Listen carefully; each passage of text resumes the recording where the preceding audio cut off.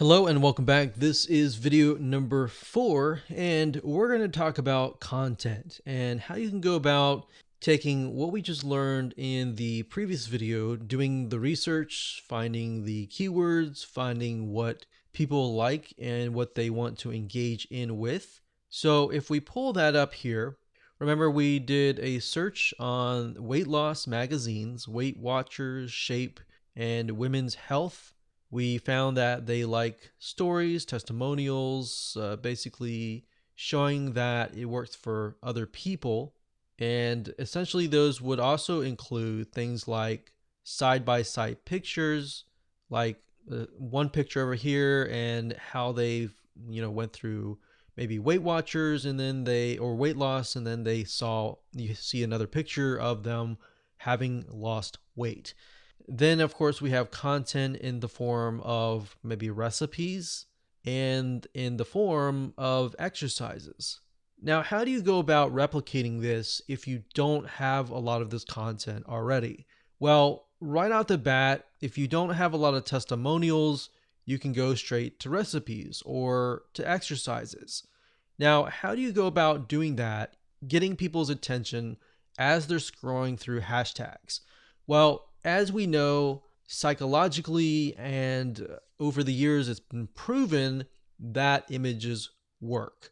But not only any images, but images that are often non threatening, which are basically cartoons. So, if you've noticed over the years, you might have seen ads with cartoons, especially in the area of weight loss, relationships, money, and more. Now, this is how we're going to go about doing it. We are going to simply, let's say we went through here and we found, let's say, a workout that is working out really, really well.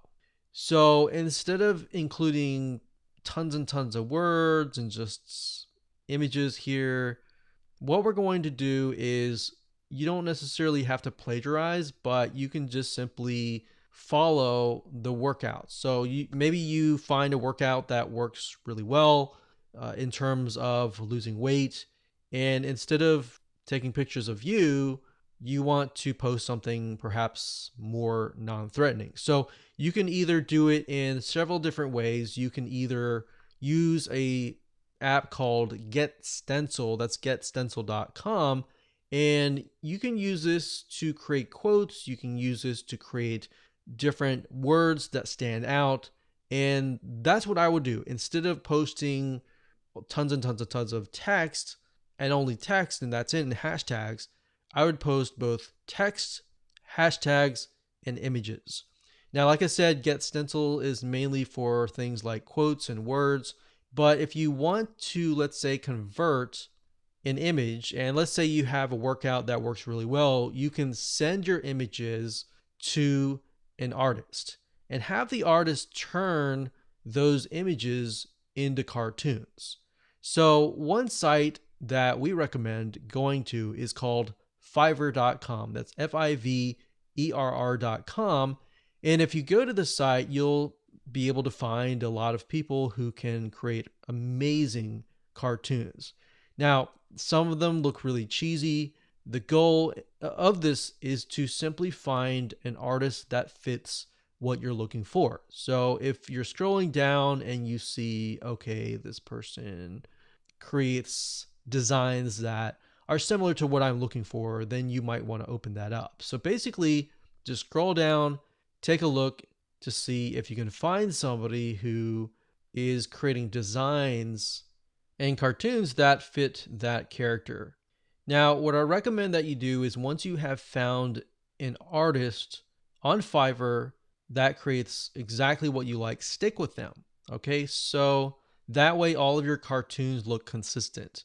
If you have 5 different cartoon artists creating 5 different types of styles, it's going to be very obvious to those that are following you that there's something not right. They might think that you're just taking those from online and just simply posting them. But if you have somewhat of a consistency, and if you're, let's say, for example, that you're using this person here, and they're creating people that are working out, or I mean, you can make it funny if you find that in your niche that they're not using humans, they're using some like animal or something that is very non-threatening. And what that does is because it's non-threatening, people are more likely to click. So once you've gotten them to click, and if you got really good content from that point on, then they're most likely going to stay and continue to follow you. So that's a little bit of a tip, is to take a workout or take something of a graphic that's working really well and then converting it to a cartoon and sticking with the artist. Now, in terms of Fiverr and how you can go about finding really good artists, it's like the question goes, how do you know if they're good or if they're not? The way you can tell is simply by looking at their designs and seeing if there's some consistency.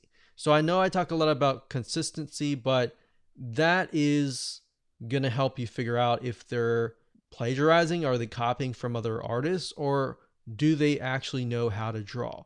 So if we take a look at this guy here, you see how his people and his animals look very similar? That tells us that he is actually drawing those. So for example, this one here is mainly anime, but we can see the design, the style is very similar. So if we go here, it says, I will create a cartoon ready for animation. So this is actually very interesting. This guy creates a cartoon with body parts. So you can have him create a certain type of person and then create different arms, different motions. That way you can have them move, essentially. So this is really good. This is actually very interesting. So you can have them create different faces, different body poses, different motions of the hand, the arms, different things. Okay, so this guy's is actually very decent. This is very interesting right here. I would actually hire this person right here. So if you go to fiverr.com, look for Oleg, Dovgan. So Oleg Dovgan. I'm probably saying his name wrong, but go here, look for this guy. If we look at his reviews, we can see that for the most part, he's got 51 5-star reviews, and for 4-star reviews, he doesn't have any 3, 1, 2, or 3. That's a good sign. We can see that he charges about $20 to do 2 facial expressions. So what I would do is I would start out maybe with the basic one, and if you like it, you can always add more facial expressions, body, arms, and more. But obviously you can see that it's a lot more cheaper if you go with the premium right off the bat. So he does 6 facial expressions, 2 trunk, 3 sets of legs, 8 arms, and 8 additional items.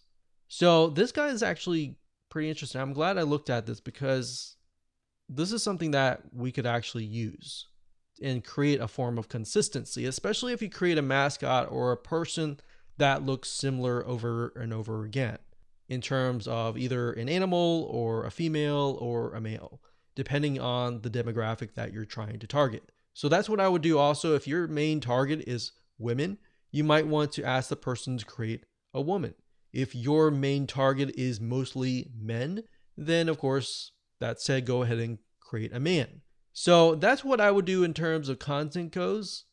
In terms of hashtags, I would utilize the hashtags that we did some research on and that were working really well for us. Now I'll talk more about hashtags and a specific really ninja cool tactic that you can use in the last video, but in the next video, we're going to talk about giveaways. And once you get your account running, how do you go about expanding it without attracting a lot of freebie seekers? All right, so with that said, let's move on to the next video.